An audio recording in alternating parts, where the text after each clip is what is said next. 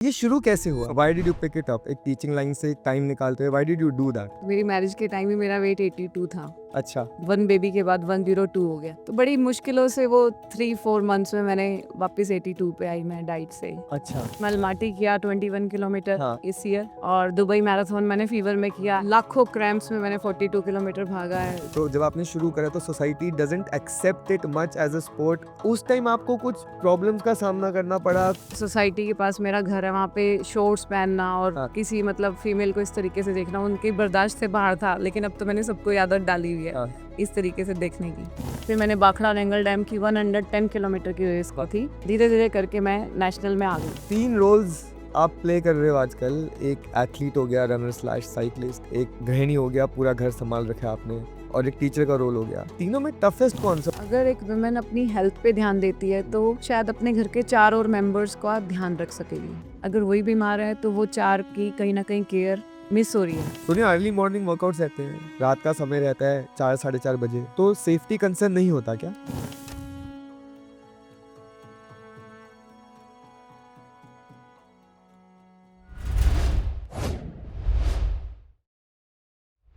नमस्कार दोस्तों, welcome to the real sweat equity podcast.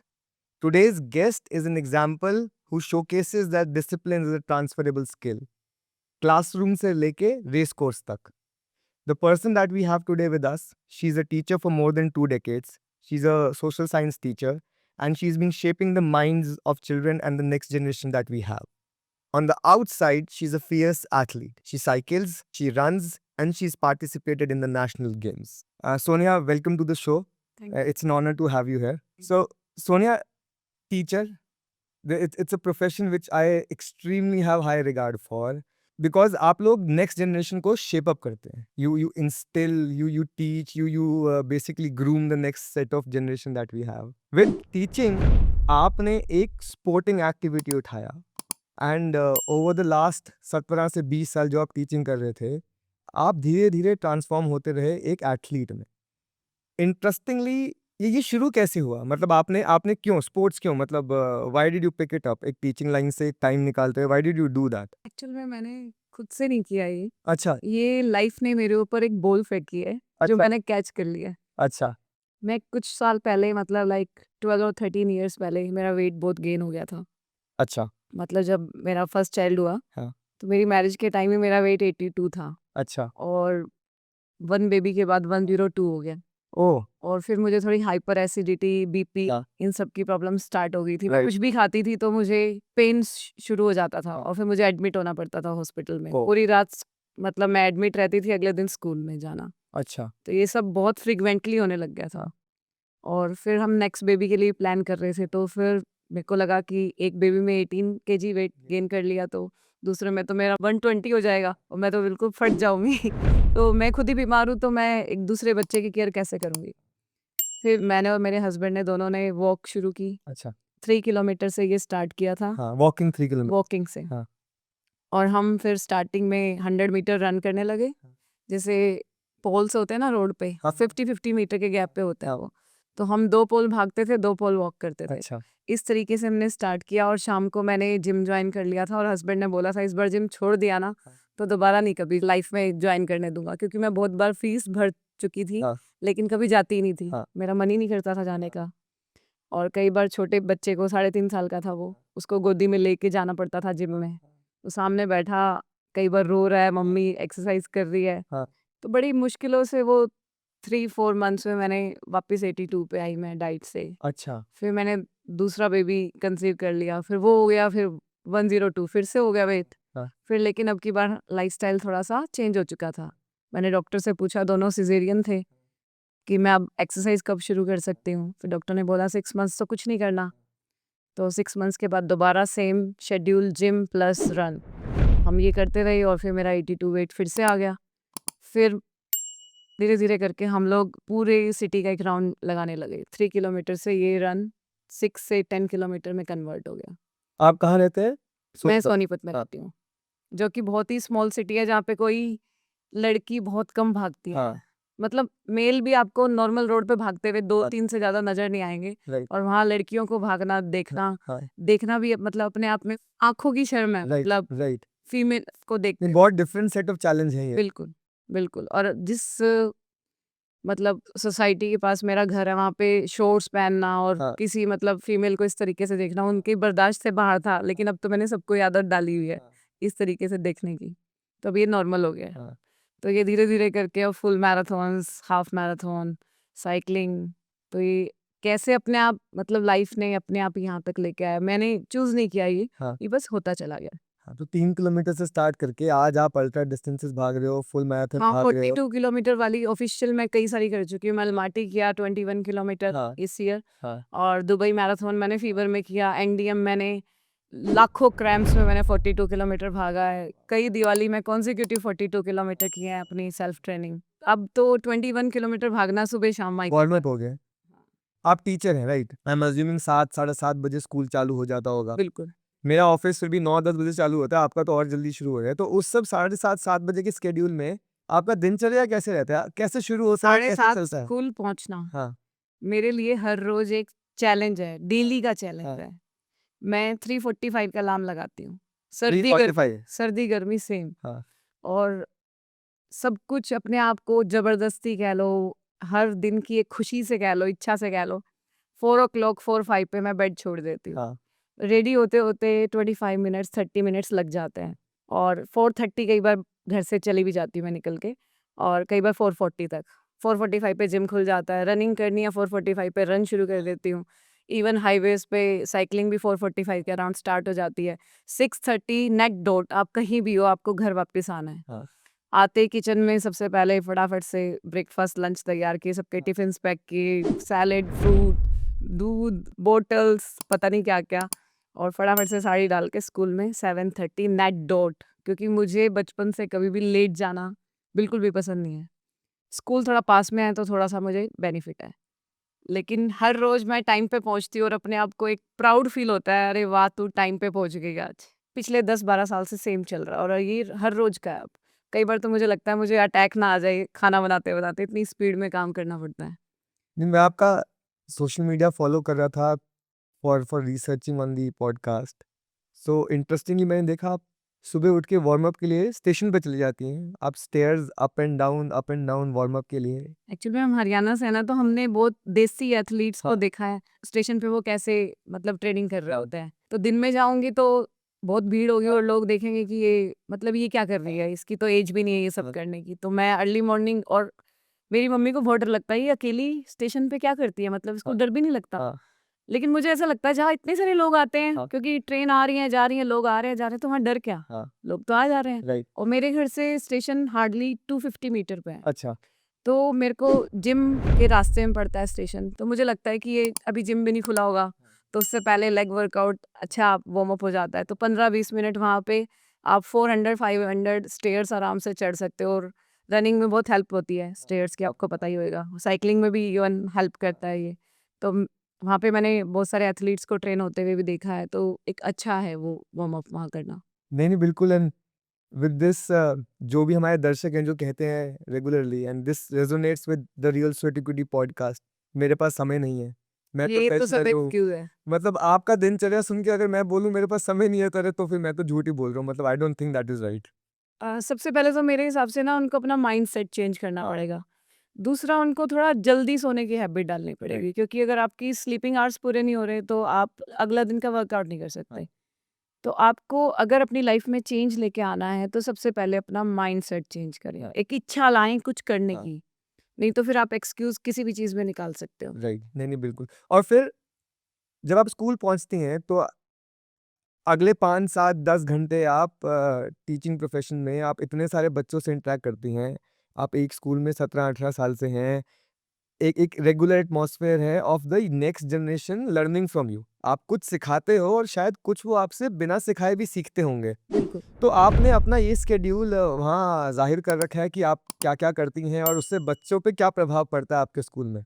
एक तो बहुत सारे बच्चों ने फ्रूट्स लाने शुरू कर दिए हैं। अच्छा, हेल्दी डाइट। बिल्कुल। बहुत बार मेरा मन करता है कि मैं उनको थोड़े बहुत एक्सरसाइज के स्टेप्स कराऊँ, और क्योंकि प्रेयर टाइम में वो लोग थोड़ा ज़्यादा इंटरेस्टेड नहीं होते, और मुझे लगता है सीधा थोड़ी देर में रेडी होके स्कूल में पहुँच जाते हैं, और वो सो रहे होते हैं, जागते हुए भी। हाँ। तो उनको थोड़ा एक्टिव मोड में लाने के लिए थोड़ा-सा उनको एक्सरसाइज करा दी, थोड़ा सा न्यूट्रिशन के बारे में बता दिया। हाँ। और लाइक बहुत बच्चों को मैगी ले जाना स्कूल में बहुत पसंद है, जो मैंने बैन कर रखी है अपनी क्लास में, अच्छा। कि कोई भी क्लास में ना इस तरीके का कोई भी मतलब हाँ। आइटम नहीं लेके आएगा खाने के लिए। हाँ।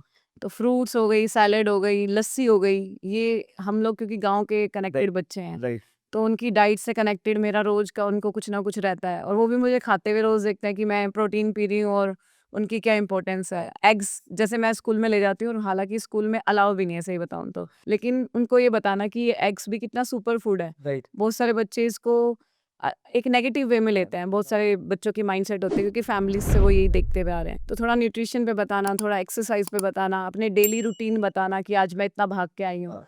तो बच्चे जो स्पोर्ट्स में है वो फिर अपना अपना भी बताते हैं, और बच्चों को भी रहता है कि हमें भी कुछ करना चाहिए, हमें एटलीस्ट वॉक तो कर लेनी चाहिए, क्योंकि आजकल के बच्चे या तो फोन में या लैपटॉप्स हो गए या पढ़ाई में ज़्यादा इन्वॉल्व हैं। तो थोड़ा बहुत उनको यही एज है राइट। आगे बढ़ने की, ग्रो करने की। हाइट भी किसी की कम है, किसी की ठीक है, नेचुरली ग्रो हो रही है। तो आउटडोर एक्टिविटी की तरफ इंटरेस्ट जगा रहता है when they see somebody doing it. Screen time कम कर सकते हैं आप, और while reading is good, but फिर किताबों से हटके और भी सब जरूरी है, इसकी अहमियत वो समझ लेते हैं, पकड़ लेते हैं अपने आप। पकड़ लेते हैं, और हमारा थोड़ा सा जो सिटी है ना वो कहीं ना कहीं खेलों से जुड़ी हुई है। हाँ। और हमारे यहाँ के जो लोग हैं वो बच्चों को रेसलिंग में, बैडमिंटन में, हॉकी में, हमारे वहाँ के प्लेयर्स बहुत ज़्यादा हैं। हाँ। तो हम लोग थोड़ा सा उनको मोटिवेट करते हैं, तो वो भी थोड़ा पेरेंट्स को कह देते हैं कि हमें भी ये एकेडमी ज्वाइन कराओ। हाँ। तो काफ़ी बच्चे स्पोर्ट्स में इन्वॉल्व हैं। और एक बात आपने शुरू में छेड़ी, जो मतलब घर कर गई मेरे उसमें, कि जैसे हम लोग शुरू करते हैं ना, मतलब हम, जैसे मैं गुड़गांव रहता हूँ, तो मैंने कुछ शुरू करा, ठीक है, मॉडर्न सिटी हो जाती है, बड़ी सिटी हो जाती है, सुविधाएं मिल जाती हैं, गाइडेंस मिल जाती है, बट आई थिंक आपने एक पॉइंट टच करा, सोसाइटी के जो ड्रॉबैक थे। तो जब आपने शुरू करा तो society doesn't accept it much as a sport. एक लेडी एक स्पोर्ट में जा रही है एंड भाग रही है, साइकिल चला रही है, उस टाइम आपको कुछ प्रॉब्लम्स का सामना करना पड़ा, कुछ कुछ दुविधाएं हों, कुछ रोड ब्लॉक्स हों, फैमिली ने सपोर्ट करा नहीं करा, ये वो वाला फेज था या नहीं था? फैमिली ने तो कभी भी किसी चीज़ के लिए रोका ही नहीं। हाँ। मतलब हम लोग गांव से बिलोंग करते हैं, और वहाँ फुल पैंट से शॉर्ट्स पे आना, हाँ। और वो भी एज अ बहू, राइट। जो आपने शायद अपनी मम्मी के यहाँ भी नहीं किया। हाँ। और वो सपोर्ट ही है जो वो आपको किसी भी चीज़ के लिए रोक नहीं रहे हैं। हाँ। और इतने इवेंट्स करने के लिए बाहर जाना, राइट। कभी आज तक मतलब मेरे इन लॉज ने कभी कुछ नहीं कहा। हाँ। और हस्बैंड ने फुल सपोर्ट किया, मेरे जाने के बाद पूरा घर संभालते हैं अच्छे राइट। से। इवन मेरी मदर इन लॉ नहीं रही अभी, लेकिन वो भी फुल सपोर्ट करती थी बच्चों का टेक केयर करना। और रही ये थोड़े से ड्रॉबैक्स, वो गली मोहल्ले में 2-4 लेडीज बात करती हैं, धीरे धीरे करके उनको हैबिट हो गई। अब वो सुबह मुझे शॉर्ट्स में देखती हैं, दोपहर में वो मुझे साड़ी में देखती हैं, फिर लास्ट में फिर जिम वियर में देखती हैं, तो उनको हैबिट हो गई है। हाँ। तो उन्होंने नॉर्मल बातें करके, अब वो आपस में क्या बात करती है ये तो मुझे नहीं पता, बट हाँ उनकी नज़रें ये बताती हैं, नाउ दे आर पॉजिटिव। हाँ। तो धीरे धीरे करके आप समाज में बदलाव ला सकते हो। हाँ। तो देखा देखी और भी लोग जुड़ रहे हैं साथ, कुछ कम्युनिटी है वहाँ पे जो शुरू हो रही है? हाँ, जो मेरे नेबर्स थे उन्होंने वॉक करना शुरू कर दिया, जिम जॉइन करना शुरू कर दिया, और शायद से वो उनके इन-लॉज़ कई बार बोल भी देते हैं ये सोनिया को देख के बिगड़ती जा रही है। अच्छा, तो कई बट बार पॉजिटिवली हाँ, बिगड़ते जाओ। पॉज़िटिवली हाँ। वो नहीं ये चेंज बर्दाश्त कर सकते कि किसी को देख के ये सब कर रहे हाँ। हैं, हाँ। बट एटलीस्ट लोग कर रहे हैं। हाँ। और अब रनिंग में भी 1-2 डॉक्टर्स हैं हमारे वहाँ राइट। सिटी में जो हाँ। रनिंग करने लग गए हैं और रनिंग इवेंट्स में जाते हैं। हाँ। तो काफ़ी मतलब चेंज आ रहा है, धीरे-धीरे आएगा बट आ रहा है। Very nice. और वेरी स्टार्किंगली, हाँ, बहुत कम स्टोरीज मिलती हैं ऐसे, at least my knowledge and very limited knowledge. ये आप लोकल लेवल से शुरू करते हो, आपने चलने से शुरू करा 3 किलोमीटर, फिर लोकल रेसेस से पार्टिसिपेट करा, फिर आप स्टेट तक पहुंची, फिर आप नेशनल गेम्स तक पहुंची। ये एक बहुत बड़ा स्पेक्ट्रम ऑफ जर्नी है, और आई थिंक पीपल डोंट अंडरस्टैंड कि इसमें मेहनत मशक्कत कितनी जाती है, डिसिप्लिन कितना जाता है, कितना अपने आप को झोंकना पड़ जाता है। इस दिनचर्या के साथ जब उतना झोंकना पड़ता है तो आई एम श्योर बहुत एक इंटरेस्टिंग जर्नी बनती है। तो शुरुआत से क्या मेजर मेजर इवेंट्स रहे, कैसे कैसे अगली चीज पड़ती रही, मतलब अगर इसको हमें कंसाइज कैप्सूल फॉर्म में डालना हो कि सोनिया ने पहली रेस ये करी, फिर यहाँ पहुंची, फिर यहाँ पहुंची, फिर लक बाय चांस ये हो गया, हाँ हाँ, उसको कैसे डिस्क्राइब करेंगे? Let's walk through that. Running कर के ना मेरे इस मसल में पेन आ रहा था, शिन मसल में। हाँ। तो मेरे हस्बैंड ने शुरुआत रनिंग से हुई, वॉक इन। ये शुरुआत रनिंग से हुई ठीक है। है। मैं रनिंग मतलब 13-14 ईयर्स हो गए मुझे भागते हुए। साइकिलिंग में मेरे हस्बैंड ने एक दिन बोला, हम दोनों ना साइकिल बोरो कर लेते हैं स्कूल के बच्चों से, तो बात करियो स्कूल में।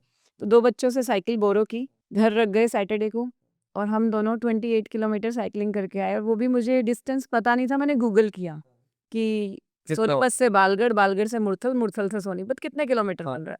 और इतनी जगह पेन आया, और वो लोहे की साइकिल्स थी, भारी-भारी बच्चों की। इतना पेन आया कि हमने सोचा कि हम ये साइकिल तो हमारा गेम नहीं है हाँ। भाई, ये तो बहुत ज़्यादा हमको पेनफुल रहा है। हाँ। और उसके बाद जिम नए वाला ज्वाइन किया, वहाँ पे कुछ फ्रेंड्स बन गए, तो 10-12 फ्रेंड्स ये सोचते थे कि संडे को मुरथल तक जाएंगे साइकिलिंग करते हुए, और वहाँ पराठे खाएंगे और वापस आ जाएंगे। तो ये 3-4 महीने ही चलता रहा, और हम लोग हर सैटरडे को किसी ना किसी बच्चे से मैं बोरो कर लेती थी साइकिल। वो टीचर के रिगार्ड में साइकिल घर पे दे जाता था, क्योंकि सारा पूरा का पूरा जो बच्चों की स्ट्रेंथ है वो स्कूल के पास से ही है, और मेरा घर स्कूल के पास ही है। तो ये करते करते एक दिन मैंने सोचा, नहीं मेरे को ना अपनी साइकिल ले लेनी चाहिए, अभी अच्छा नहीं लगता कि बच्चे बात बार बार आपकी। मांगते हैं। तो मैं एक दिन 8000 रुपीज की ट्रैक एंड ट्रेल से मैस सिटी नाम की एक बाइक खरीदाई, वो हाइब्रिड बाइक थी, शुरुआत हाइब्रिड से। हाइब्रिड से 8000, और मेरा बेटा 6 मंथ्स का था तब। हाँ। तो मेरे हस्बैंड ने मुझे इतना गुस्सा करा था कि तेरे बच्चों की तो उम्र है ही नहीं अभी साइकिल चलाने की, साइकिल चलाएगा कौन, ये तो खराब वेस्ट कर दिए पैसे। मैं चुपचाप सुनती रही कि कोई बात नहीं। फिर एक दिन मेरे सिटी में थी रेस 12 किलोमीटर की, ट्रैक एंड ट्रेल ने वो की थी, उसका प्राइस ये वो लोकल साइकिल स्टोर है अपना लोकल सोनीपत में। हाँ। सोनीपत। हाँ। हाँ। हाँ। तो वहाँ पे 15,000 की साइकिल उसमें गिफ्ट था। हाँ। तो मैंने अपनी फ्रेंड्स को भी बोला कि आप भी पार्टिसिपेट हाँ। करो, उन्होंने मना कर दिया। हाँ। फिर मैंने कहा मैं तो जाऊंगी। हाँ। तो मैं गई, और 30 मिनट्स में मैंने वो 12 किलोमीटर खत्म कर- कर दिए, और फर्स्ट आ गई, और मुझे 15,000 की साइकिल मिली। वाह। तो मेरे पास 2 साइकिल हो गई। पहली 8,000 ही खरीद। फिर 15,000 मोन्ट्रा एमटीवी साइकिल। तो फिर उसके बाद मेरे हस्बैंड के पास भी बाइक हो गई अब मेरे वाली। अब मेरी एक फ्रेंड थी, वो डिकैथलॉन से एमटीवी रॉक राइडर ले आई। अब उसकी और अच्छी बाइक थी, हमको वो और अच्छी चाहिए थी। मेरे हस्बैंड कहते मैं तो नहीं लाऊंगा, तो वो भी ले आए। फिर हम सबके पास नई नई साइकिल्स होगी अच्छी अच्छी। फिर हम मुरथल से थोड़ा आगे की तरफ बढ़े, हवेली टोल तक, फिर गन्नौर तक, फिर एक दिन हम पानीपत हो आए। हमने 100 किलोमीटर किया। इस तरीके से ट्रैक एंड ट्रेल वालों ने मुझे अपने ग्रुप में ऐड कर लिया साइकिलिंग में। वहाँ पे मुझे बहुत अच्छे अच्छे राइडर्स दिखे, पूरे आउटफिट में, अच्छी अच्छी बाइक्स के साथ। जैसे अभी सर ने बताया था कि एक इवेंट था वो वाला, हाँ। डलोजी वाला, 1200 किलोमीटर का आई थिंक। उसमें मुझे राइडर से मिलवाया, सबकी अच्छी अच्छी बाइक्स देखी। तो उनको देख के मेरा भी मन हुआ कि मेरे पास भी रोड बाइक होनी चाहिए। तो मैंने उसी दिन दशहरा था, दशहरे वाले दिन रोड बाइक ले ली नई। तो मैं दिल्ली गुड़गांव के जो एनसीआर में जो इवेंट्स होते थे, मैं उसमें पार्टिसिपेट करने लगी। तो उसमें मुझे गुरलीन मैम मिली, गुरलीन कौर। हाँ। हाँ। तो वो मुझे देख के बड़ा इन्फ्लुएंस हुआ उनको देख के। तो मैंने उनसे कनेक्ट किया फेसबुक पे। तो उन्होंने बोला कि एक गुड़गांव में रेस है, तू वो करने आ जा। मैं अपने हस्बैंड और अपने बच्चों के साथ अपनी बाइक गाड़ी में डाल के और गुड़गांव आ गई। 28 किलोमीटर मैंने आज तक कभी सिंगल गो में चलाए ही नहीं थे, हाँ। क्योंकि हम तो पराठे खाने जाते थे। गुरलीन मैम से मिलने के लिए आई थी, बट रेस करी, मैं उसमें सेकंड आई। पूरे स्टेज पे आपको प्राइज मनी मिल रही है, और जो फील Podium- होता है podium पे podium, बुला- पहली बार ही, वो भी, वो तो चलो लोकल रेस थी गुड़गांव, लोग मुझे जानने लग गए, लोग मुझसे कनेक्ट होने लग गए, और मैं हर संडे इवेंट करने लग गई। Right. गुड़गांव में साइकिलिंग का, दिल्ली में साइकिलिंग का। फिर मैंने बाखड़ा नेंगल डैम की 110 किलोमीटर की रेस हाँ। थी। बहुत टफ थी, मेरा वेट भी उन दिनों में 84-87 के अराउंड चल रहा था। और टेरेन भी चैलेंजिंग है वो तो। बहुत ज्यादा था। हाँ। उसमें ना मुझे स्टार्ट होने से पहले एक सर मिले, हाँ। जो नेशनल लेवल पे इंडियन टीम के कोच रह चुके हैं। वो मुझे ऐसे अंधेरे में, वाइट वाइट, मतलब उनकी दाढ़ी थी, ऐसे लगा जैसे वो नहीं होते, कोई गुरु होता है। वो आके मिले, और 2 ही मिनट बातचीत हुई। कंवर गिल सर हैं हाँ। हाँ। पटियाला से, हाँ। हाँ। उन्होंने मुझे इंट्रोड्यूस कराया उनसे। इतने में रेस की अनाउंसमेंट होगी और हम चले गए। फिर जब वो रेस खत्म हुई, तो उन्होंने मेरे को फेसबुक पे मैसेज किया कि तुम एक ऐसी लड़की हो जो शायद अपनी पावर से साइकिल का पेडल भी तोड़ सकती हो, हाँ। और तुम्हें कुछ करना चाहिए। मेरी एज उन दिनों में 32 थी। मैंने कहा सर को तो मेरे से ज्यादा उम्मीदें हो रही हैं सर को, हाँ। पर मेरे को नहीं अपने आप हाँ। से इतनी उम्मीद, हाँ। और ना ही मैंने सोचा ऐसा। तो उन्होंने मुझे बोला तुम नेशनल के लिए ट्राई करो। तो उन्होंने मुझे 2-3 कॉन्टेक्ट नंबर दिए जिनसे मैं कनेक्ट करूँ। Right. उन्होंने मेरा कोई जवाब नहीं दिया। हाँ। मतलब इस तरीके से मेरा नेशनल की तरफ रुझान बढ़ा, Right. और धीरे धीरे करके मैं नेशनल में आ गई। हाँ। और मैंने स्टेडियम के बच्चों के साथ ट्रेनिंग करना शुरू किया। फिर मैंने एक बीकानेर का जो नेशनल किया, सबसे पहला बीकानेर में, और फिर उसके बाद तो ये सिलसिला चलता रहा। फिर मैंने पनवेल में, नवी मुंबई में किया। फिर एक बार मैंने नेशनल गेम अहमदाबाद में किया। तो इस तरीके से लोकल लेवल से मैं नेशनल गेम तक पहुंच गई। तो मैंने 4 नेशनल किए हैं और 1 नेशनल गेम किया। वाओ! और कहाँ से शुरू हुआ था? 3 किलोमीटर की वॉक से? 3 किलोमीटर की वॉक से और 12 किलोमीटर की लोकल साइकिल हाँ, से। एंड देन बीच में जर्नी में सही-सही लोग अपने गुरलीन मैम मिली, कन्वर गिल मिल गए, तो हाँ जी। गाइडेंस बीच-बीच में आके रोल प्ले करती रही। हाँ, लेकिन ना एक स्मॉल सिटी में जैसे और राइडर नहीं थे ना, तो हाँ। वो जैसे यहाँ पे तो एक बिगिनर भी बहुत जल्दी ग्रो कर जाता है। हमारे वहाँ पे हम मुश्किल से 2-3 ही राइडर थे जो तो राइड करते थे। ग्रूमिंग और मतलब बेसिकली जो कम्युनिटी से लर्निंग हो पाती है, वो थोड़ी-सी कम कम रही। रह जाती है। हाँ, हमने सिर्फ अपनी पावर पे काम किया है, हाँ। टेक्निकल नॉलेज हमको कभी से नहीं थी। नहीं, बट मैंने नोटिस करा है आप गुड़गाँव आते रहते हो राइड करने। हाँ, वो बाद में अब धीरे-धीरे शुरू हो करके गया है। इंटरेस्ट होने लग गया, हाँ। तो फिर आना अब आसान हो गया आना। ये जो 3 रोल्स आप प्ले कर रहे हो आजकल, एक एथलीट हो गया, रनर स्लैश साइक्लिस्ट, एक अपना गृहिणी हो गया, पूरा घर संभाल रखा है आपने, और एक टीचर का रोल हो गया। तीनों में टफेस्ट कौन-सा? और तीनों में आपसी लड़ाई तो होती होगी?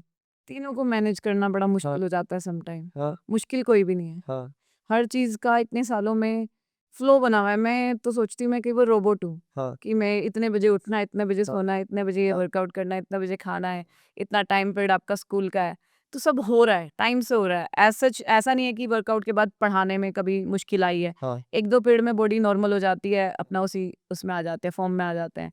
दिक्कत कोई नहीं आ रही। सम टाइम मतलब इतना एंड्योरेंस कर लेते हैं हम कि हाँ, शाम को घर आके हिम्मत नहीं होती कई हाँ। बार। बस वो थोड़ा-सा वो मुश्किल हो जाता है, अदरवाइज़ सब अच्छे से चल रहा है। और आई एम अज्यूमिंग आप फिर दिन खत्म भी जल्दी हो जाता है? 7 ओ क्लॉक किचन ओवर हो जाती है, 7:30 मैं बेड पे आ जाती हूँ और उसके बाद मेरी मर्ज़ी है कि मैं 8 बजे सो जाऊँ या 8:30 सो जाऊँ या 10 बजे सोऊँ। 10 बजे के बाद तो बस वो लास्ट ही है। तो कभी मतलब हस्बैंड ने या बच्चों ने बोला नहीं आज हम डिनर पे जा रहे हैं तो तुम क्या करोगे? नहीं, ऐसा कुछ नहीं होता। वो हमारे घर में ना सबको अपनी-अपनी फ्रीडम है। हाँ, मतलब बच्चों को लेट सोना है 10 बजे उनको लास्ट टाइम है, उनका हाँ, पता है। वो 10-12 साल से वो ये उनको पता है कि मेरी मम्मी 10 बजे के बाद बर्दाश्त नहीं करेगी कि वो लोग जाग रहे हैं। तो वो अपना टाइम से सो जाते हैं। अगर सैटरडे है तो एक अलग बात है, अदरवाइज़ वीकडेज़ में तो वो नॉर्मली 10 ओ क्लॉक मतलब 10 ओ क्लॉक। हर चीज़ हमारे घर में बहुत सिस्टमैटिक ढंग से होती है। 4 बजे के बाद तो शायद कोई सोता ही नहीं है। अच्छा। मेरे फादर इन लॉ भी 4 ओ क्लॉक उठ जाते हैं, हस्बैंड भी। अब मैं बेटा भी वॉक करने लग गया है, तो थोड़ा-सा सिस्टम अच्छा बना हुआ है घर में, डिसिप्लिन हर चीज़ का है। अच्छा। तो ज़्यादा दिक्कत इसलिए है नहीं। एंड जब आप ट्रैवल करते हो क्योंकि स्कूल है तो आई एम अज्यूमिंग 1.5-2 महीने गर्मी छुट्टी भी होता होगा। हुँ। उस टाइम ये सब हिलता है या उस टाइम भी ये इतना रिजिड रहता है? सेम रहता है, सेम रहता है? सेम रहता है। मतलब 4 बजे के बाद मैं तभी रेस्ट डे नहीं ले पाती क्योंकि 4 बजे के बाद तो घर में सब उठ ही जाते सोने का माहौल नहीं है। तो सब उठ जाते हैं, सब कुछ खटर-पटर सी शुरू हो जाती है, हाँ, मतलब कोई ना कोई काम चल रहा होता है। Very, very nice. और जब आप ट्रैवल करता है आई वाज़ सीइंग समथिंग जब रिसर्च ही करी थी टीम तो आप अपने ट्रैवल में भी शेड्यूल मेंटेन कर लेते हो? पर ट्रैवल का 30 दिन मतलब छुट्टी नहीं नहीं है, होती। छुट्टी का मतलब छुट्टी नहीं होती है, वैकेशन का मतलब ज़्यादा लंबा वर्कआउट होता है। तो कहीं और जाके भागना है बट। हाँ, और आजकल ऐसा हो रहा है कि आप वैकेशन में भी हाँ, इवेंट ढूँढ रहे होते हो। हाँ, मैं आपको 2 इंसिडेंट बताती हूँ, मैं अभी बनारस जाने वाली हूँ। हाँ। 4 जनवरी 2026 मेरा पहला रन है वहाँ पे और मेरी फैमिली 4 को जा रही है और 4 को ही रन है। तो मैंने टिकट कैंसल करा के 3 की कराई है। अभी ये शायद बात किसी को पता भी नहीं है। तो मैं 3 को जा रही हूँ क्योंकि 4 को मुझे वो इवेंट करना है। तो हम छुट्टियों में इवेंट ढूँढते हैं और फ़ॉरेन भी जाते हैं तो कोई ना कोई रन ढूँढते हैं कि कोई ना कोई तो लोकल रन तो होगा ही। तो छुट्टियाँ अब इवेंट से कनेक्टेड है और इवेंट छुट्टियों से कनेक्टेड है। अब कोई हम पेट के दर्द की भी छुट्टी नहीं ले सकते और बुखार की भी नहीं। मैं बुखार में भी स्कूल जाती हूँ क्योंकि मुझे इवेंट पे छुट्टी लेनी है। तो इस तरीके का शेड्यूल चल रहा है अभी। और इतने सारे इवेंट्स करा और इतना span wide spectrum of events करा। एक होगा ना जो बहुत टफ हुआ होगा और जिसने मतलब एकदम ये चने लोहे के चने चबा दिए हो, कौन-सा? फुकेट 110 किलोमीटर रेस जो एयरपोर्ट के पास थी, पूरी हिली थी। हाँ, मैं सबसे पीछे रह गई और गुम हो गई थी और फिर एक लड़की आई रेस इवेंट वालों की ऑर्गेनाइज़र, उसने साइकिल निकाली और उसने मेरे साथ साइक्लिंग करी थी लास्ट के 20-30 किलोमीटर। वो नहीं होती तो शायद मैं वो पूरी नहीं कर पाती क्योंकि कोई था साथ में और उसने मुझे पहली बार मैंने जेल नाम की कोई चीज़ सुनी थी, 2018 की बात है ये। उसने मुझे खजूर खिलाई, कुछ-कुछ खिलाया ताकि मेरे में एनर्जी बनी रहे। बस वो उस लड़की की वज़ह से वो रेस और वो मैं एज कैटेगरी में फर्स्ट भी आई थी। तो वो बहुत मेमोरेबल रेस है जो मेरी आज तक की सबसे टफेस्ट रेस है। वाओ! तो वो मतलब अगर वो मैं आज करूँ तो शायद बेटर तरीके से कर पाऊँगी, तब कुछ पता भी नहीं था। और इसमें आई थिंक एक और इम्पोर्टेंट एस्पेक्ट रहता है, शुरू किया, ट्रेनिंग चालू करी, फिर लोग मिले, गाइडेंस मिली। न्यूट्रिशन, जैसे हम जहाँ रहते हैं गुड़गांव में, एनसीआर में, कम्युनिटी जल्दी मिल जाती है तो गाइडेंस जल्दी मिल जाती है। अभी हम बात करते गाइडेंस थोड़ा लेट मिलना शुरू हुआ, तो आप न्यूट्रिशन कैसे मेंटेन करते थे? मतलब एकदम ही देसी खुराक या फिर प्रोटीन है ये? हाँ हाँ, वो मैनेज कैसे होता है? प्रोटीन एक तो हम ना गांव से बिलोंग करते हाँ। हैं, मैं 16 साल गांव में रही हूँ। हाँ तो हम गांव के लोग बहुत तगड़े होते हैं। हाँ, इनबिल्ट स्ट्रॉन्ग। हाँ, वो शुरू से ही रहा है। मैं गोलगप्पे खा के भी सवेरे 42 किलोमीटर करके आ सकती हूँ। किया है मैंने, पानी पी के एक्चुअल में बेस्ट। किया है। मैं पहले हमारे यहाँ पनीर पे, दूध पे, लस्सी पे बहुत ज़्यादा जोर डालते हैं। प्रोटीन तो अब लेना शुरू किया, एग्स अभी खाने शुरू किए। मुझे 2 साल हुए नॉन वेजिटेरियन पे शिफ्ट हुए। एंड यू शिफ्टेड कि अब खुराक बढ़ानी है इसलिए? हाँ, क्योंकि अब आप बहुत ज़्यादा इसमें डीप जा चुके हो, तो आपको अपनी सेहत का ध्यान रखना तो पड़ेगा। एक चेंज जो आपने ये कॉन्शियसली किया। किया। हाँ। प्रोटीन बिल्कुल मेरा हर रोज़, बच्चे भी देखते हैं, 1 स्कूप प्रोटीन स्कूल में जाते ही। स्कूल में मेरी अलमीरा एक छोटी-सी कैंटीन है, जिसमें सब कुछ रखा है। ड्राई फ्रूट्स भी हैं, प्रोटीन पाउडर भी है, गर्म पानी का भी है, ब्लेंडर भी है इवन।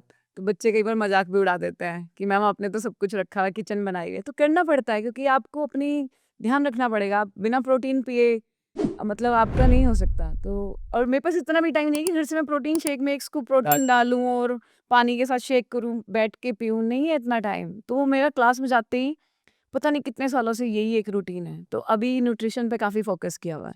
और अभी कोई कोच है, कोई गाइडेंस है? अभी रिसेंटली मतलब थोड़ा-सा ब्रेक लिया है, क्योंकि मैं रनिंग पे हूँ। रनिंग में मैं सोच रही हूँ मैं खुद कर लूँगी। हाँ। साइक्लिंग कोच मैंने किया हुआ था। नहीं, नहीं, बहुत बढ़िया एंड आई एम श्योर ये जो स्टोरी है ना सोनिया, मतलब काफ़ी लोगों से मिलते हैं हम लोग जब हम शॉर्टलिस्ट भी कर रहे होते हैं फॉर द गेस्ट, क्योंकि the idea of the whole podcast is कि ये भी पॉसिबल है। सो एवरीबॉडी जो भी हमारे दर्शक होंगे, जो ऑडियंस है, सब ना किसी चक्रव्यूह में फँसे हैं। लाइफ है, फँसे रहते हैं। बिल्कुल। But everybody then makes a choice. जैसे आप हैं, हमारे बाकी गेस्ट हैं, एक चॉइस आप करते हो एंड उस चॉइस की वजह से you define the path of your life कि मुझे क्या करना है। आई थिंक ये बहुत स्टार्किंग एग्जांपल है। मतलब हम कहते हैं ना, कुछ कल्चर्स में पीछे है, कुछ सोसाइटियल प्रेशर है, कुछ घर गृहस्थी के प्रेशर है, बट आपने तो सारे मिथ 1 सेकंड में ही शैटर कर दिए। आपने बस ज़ील पकड़ी and you started walking the path.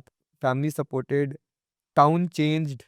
अभी हम जो बात कर रहे थे बिफोर द पॉडकास्ट, आप जब रन करते हो, ट्रैक्टर वाला, साइकिल वाला वीडियो भी बना देता है, इतने हेल्पफुल लोग हैं। ये ज़्यादा हेल्प है उनकी, मतलब कि बहुत रूट पे एक तो आपको कोई परेशान नहीं कर रहा, बल्कि कोई हेल्प कर रहा है। तो ये एक आपको मोटिवेट करता है हाँ, नेक्स्ट राइड के लिए या नेक्स्ट रन के लिए। Yes, yes. मतलब अपना जो एडमिनिस्ट्रेशन है सिटी का, वो भी थोड़ा-सा मॉर्निंग में अब ज़्यादा अवेयर हो गया है। हाँ, तो जो हमें एक फ्रीडम देता है कि अगर एक भी इंसिडेंट हो जाता है ना, तो हाँ। कई दिन तक हिम्मत नहीं होती है बाहर आने की। लेकिन सबका सपोर्ट रहेगा तो शायद फीमेल ज़्यादा अच्छे से बाहर निकल पाएँगी। और नहीं, नहीं, बिल्कुल। आई थिंक आप जागना शुरू हुए और सिस्टम जागरूक हो गया, तो सभी जागना शुरू हो एक्चुअल गए में एक उसके बार बाद। टीचर्स डे पे अभी अवार्ड मिला था हाँ, एक पुलिस ऑफिसर से। तो वहाँ पे मैंने थोड़ा डिस्कशन किया था उनके साथ। तो उनकी हेल्प बहुत हो गई है। अब हाँ। पूरे रनिंग रूट पे सुबह जिप्सी घूम रही होती है। अरे! तो ये एक, कई बार तो ऐसा लगता है कि ये आपकी पर्सनल प्रोटेक्शन चल रही है, बट ये एक बहुत अच्छा इनिशिएटिव है, मतलब पुलिस डिपार्टमेंट का। और ये मुझे लगता है ये पूरी हर सिटी में होना चाहिए, हाँ। क्योंकि इतना आसान नहीं होता फीमेल के लिए मॉर्निंग में टाइम निकालना और अपनी हेल्थ पे देना। नहीं, नहीं, किसी के लिए और नहीं एक होता। भी इंसिडेंट आपको अंदर तक हिला देता है। हाँ, हाँ, हाँ। नहीं, one small incident not to take away from any. मुझे एक बार गोल्फ कोर्स रोड पे गाड़ी वाले ने एकदम ही दबा दिया। मैं साइकिल पे था, कहता साइकिल मैं चलाऊँगा। मैं कहा, "अरे! ऐसे कैसे होता है? साइकिल तो मैं चला रहा हूँ।" बट ठीक है, यू कांट हेल्प इट। होते हैं incidences, but I think this is a very good move by the administration. Very nice. Before we close, before I say thank you to everyone, I think एक message जो हमारे दर्शकों के लिए and specially the women audience, the next generation, क्योंकि teacher हैं, हमें message क्या दे सकते हैं हम कि हम नेक्स्ट जनरेशन को बेटर करें। हम same specially women who are in the same situation, कि मतलब घर का काम है, ये है, क्या चीज़ वो चेंज कर सकते हैं जिससे एक हेल्दी, एक्टिव, बेटर लाइफस्टाइल की तरफ बढ़ा जा सकता है? मेरे अकॉर्डिंग अगर एक वुमेन अपनी हेल्थ पे ध्यान देती है, तो अगर वो ठीक रहेगी तो शायद अपने घर के 4 और मेंबर्स का ध्यान रख सकेगी। अगर वही बीमार है तो वो 4 की कहीं न कहीं केयर मिस हो रही है। ठीक है? पहला पॉइंट ये। और अगर वो अपनी हेल्थ पे ध्यान देती है और सुबह उठ के स्पेशली हर चीज़ को आप पूरे दिन के बाकी की चीज़ों को अच्छे से मैनेज कर सकते हो, सुबह उठ के। और तीसरा, लाइफ में जो डिसिप्लिन क्रिएट होता है, आपकी बॉडी भी डिसिप्लिन में आ जाती है, आपका माइंड भी, आपके बच्चे भी, आपकी पूरी फैमिली। ठीक है, इससे पीस ऑफ माइंड है आपका कि काम बिल्कुल टाइम पे फिनिश हो रहा है। आप खुश रहते हो, आपको हाँ। मतलब एक खुशी जो इंटरनल जो खुशी हाँ। होती है, हैप्पीनेस, रात को एक अच्छे से नींद आती है, अरे मेरे तो सारे काम हाँ। टाइम से खत्म हो गए, कुछ भी पेंडिंग नहीं है। नहीं तो लेडीज़ के माइंड में बैक टू बैक पता नहीं कितने काम चलता चलते रहते हैं। और अगर आप सुबह उठ के अपनी हेल्थ पे अगर 30 मिनट्स भी देते हो, हाँ। तो बाकी के आपके 23 एंड हाफ आवर्स मेरे हिसाब से बहुत अच्छे होने हाँ। स्टार्ट हो जाएँगे ऑटोमैटिकली। हाँ। तो एक फीमेल को अपनी हेल्थ पे ध्यान देना शायद से एक मेल से भी ज़्यादा ज़रूरी है, क्योंकि उसके ऊपर बहुत लोग डिपेंडेंट हैं। लेकिन घर की पूरी गाड़ी उन्हीं पे डिपेंडेंट हाँ, है। बिल्कुल। एक भी दिन मम्मी बीमार हो जाए तो खाने का भी सब कुछ हिल जाता है, तो उनका हेल्थ बहुत इम्पोर्टेंट है। नहीं, आई एग्री। आई थिंक मैं कॉर्पोरेट लाइफ में हूँ, तो I think more stressing than the corporate life is managing ये जो लाइफ़स्टाइल अभी हमने डिस्कस करा। आप कर सकते हो, तो आई एम श्योर इसी से पावर बिल्कुल। निकाल के, रेज़ोनेशन निकाल मैं के वही बता रही हूँ, एक 102 किलो की मोटी लड़की अगर फुल मैराथन भाग सकती है, तो आपको मैराथन नहीं भागनी है, आपको सिर्फ 30 मिनट्स वॉक करना है। बिल्कुल। जिम कर लो, वॉक कर लो, जो आपको ईज़ी ऑप्शंस लगे वो कर लो। स्टार्ट करो, स्टार्ट सबसे इम्पोर्टेंट है बिल्कुल, स्टार्ट करो। बिल्कुल। And on that note, thank you very much Sonia. बहुत बहुत अच्छा लगा ये डिस्कशन करके। I think thank you. From the heart, real troubles of our Indian household system जो है, I think people don't talk much about it, but हाँ, आपने सारी चीज़ों को एक एक करके डील करा, मैनेज करा, राइट सपोर्ट सिस्टम्स हैं, you changed from in a place जहाँ पे security could have been an issue, आपने उसको भी एड्रेस करवाया। There is protection now available, people are getting more जागरूक इज व्हाट आई से। With this, it only improves. Thank you very much. And for our guests, I think beautiful conversations like these help change us, the next incoming generation. Thank you for tuning into this episode. If this resonates with you, please do like, subscribe, and share as much as possible. I'm sure with stories like this, somebody will find the next calling and the motivation to start a healthy, well balanced life. Thank you.